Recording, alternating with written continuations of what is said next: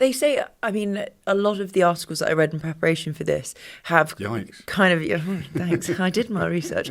They weave into it often this phrase, which is that you are very good at shutdowns, and these shutdowns take off online and on social media.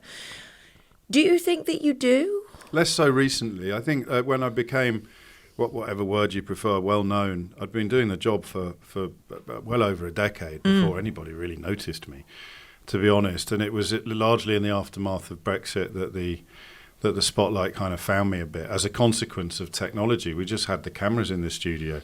I think they introduced the cameras for other presenters who would be interviewing politicians, or on the music stations they'd have Taylor Swift coming in or Ed Sheeran, and they were going to be clipped up and then packaged for social media, and they were the ones that were supposed to go viral. But to everyone's surprise, most of all mine, me just sort of ranting at the moon with no one else in the studio was the stuff that first hit the sort of million view marks and stuff like that. And then the callers would ring in, and it's not a shutdown.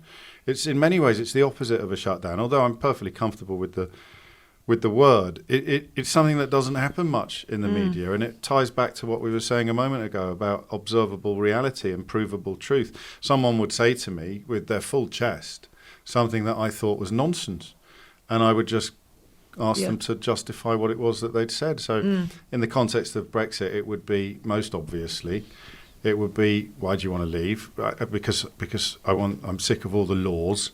I'm sick of all the laws that the EU has introduced. And I would simply say, well, what laws are you most looking forward to saying goodbye to? And someone would just stop. And it's astonishing that the discourse in the country had never once paused to interrogate this catchphrase. It had become a catchphrase. There'd be people dancing around television studios, politicians and pundits, issuing this phrase without ever once being stopped to explain what they meant by it. So when a member of the public comes on the show and repeats it, they're not really expecting to be asked to do something that their political heroes haven't been asked to do. But as soon as you say it, it falls apart in spectacular fashion. And I think people quite like the jeopardy of it and the silence of it. Sometimes, when you can hear somebody going, oh, God, how have I ended up live on the radio with absolutely nothing to offer up in response to a really, really simple question.